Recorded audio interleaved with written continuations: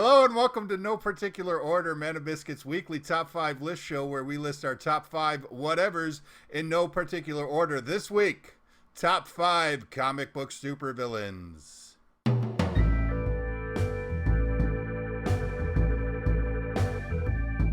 Okay, we're going to get right to our list of top 5 comic book supervillains here. Jay is still writing his down, but I think he's ready, so we're going to go with him first. I am ready. All right, go for it. All right, number one on the list is Magneto. I love a villain with a cause. Number two is Apocalypse. Has brought about some of my favorite storylines, i.e., for example, the Age of Apocalypse. Number three is Joker. There's no more iconic villain than that. And number four is his counterpart Harley Quinn. Number five, the Governor from The Walking Dead. Governor from Walking Dead's a good choice. The other ones, yeah. Actually, probably, yeah. That's just a real solid list all the way around. Yeah. A lot of the tent poles there. Joker, Apocalypse, Magneto. This is the sort of thing that makes me upset that we try not to cross-pollinate lists. Yeah, whatever. All right. So are you going to be able to make your list without cross-pollinating? Oh, yeah. Actually, Okay. we did it already, so... Done and done. All right. Leading off with Dr. Doom, whose praises I've sung on various shows of ours before, and I don't need to do it again. He is Doom.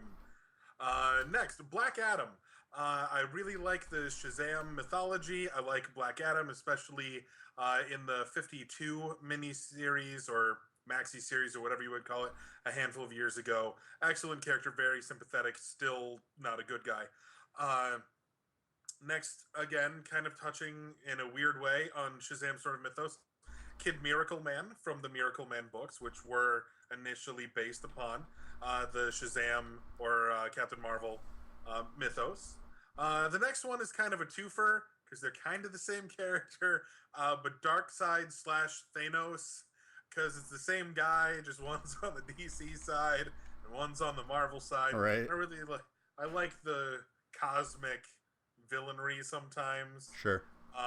And then finally, just in case, that was a little iffy because I'm cramming 2 into 1. This last one is also a little iffy because he's not entirely a villain anymore, not even entirely the same guy anymore. But Venom, especially in the initial bits, seeing a negative reflection of Spider-Man, who is one of my favorite heroes, and somebody who could just absolutely stomp him into the ground, was just really interesting.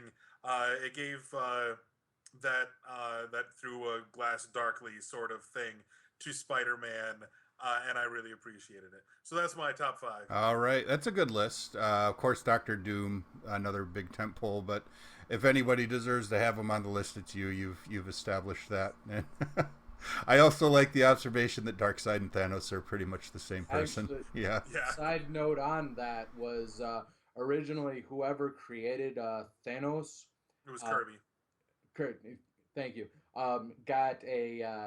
Started to rip off another one of the gods from the DC Comics, and was then told, "Hey, why don't you rip off the only cool one, Darkseid?" And which he also made. Yes. Right. Yes. When he went off to DC to do his New Gods stuff, yeah. And then he came back and was like, "I want to tell this story, but we don't have that guy, so let's just make him again." Right. So, real quick side note: what is beeping? That's what I'm trying to figure out, and I have no answer for that. I have an answer for that. There we go. It's a toy. It's a toy. All right, Jay. Don't judge me. Oh, you are judged. You have been judged and found wanting. But we'll continue on. Speaking of finding things wanting, I'll go ahead and give my list now. Tentpole for me is going to be Lex Luthor because, yes, Superman. Growing up, Superman was my favorite. Batman was my brother. It's just my part of my identity. Also from the Superman universe, Bizarro. Because Bizarro is just awesome. And pretty much and then going from the DC universe, last one from the DC universe, I'm going to pull out as Catwoman, who is kind of on that Venom vein. You never know what side she's on, but she was always a really good foil to the character of Batman. Never quite as iconic a foil as Joker, but added depth to the character of the character of the superhero, which is part of what a good supervillain does. And then stepping over to the Marvel side, I was going to go with Magneto as well, but I can't, so now I have to think of something else. And I also had Apocalypse because Jay and I obviously both were big fans of the 90s X-Men. So I'm going to go from the Daredevil / Spider-Man universe and pull one that TJ dropped off his list and I can pick up now is Kingpin. Especially, if not before, then especially after the TV show. D'Onofrio's Kingpin is one of the greatest achievements of thespianry, which is a word pretty sure I just made up, in modern comic book media adaptations. And then lastly, I have to think of a final one, which I'm going to vamp for a moment while I do.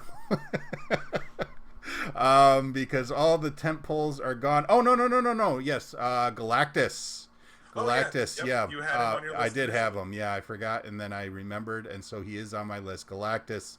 I mean, he eats planets, for God's sake.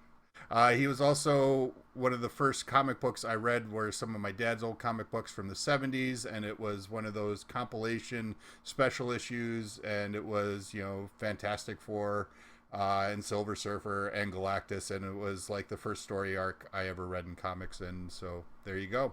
All right, so those are our top fives. Those are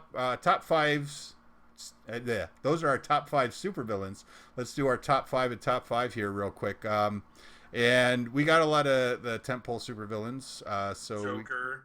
Joker. Magneto. Doom. I'm going to nominate for my list Luthor and Galactus. Yeah, straight up. Yeah. All right. Okay. Well, we kept it short. We kept it sweet, and hopefully that's how you like it. That's how we like it. Not always. Sometimes we ramble. But this is... Sometimes that's not how we like it, but that's just how we get it. It's true. It's so true. All right. So join us next week when our top 5 list will be top 5 beeping toys that Jay forgets about while he's supposed to be doing a show. All right. Thanks for and we will see you next week with more in no particular order. Bye-bye. Bye.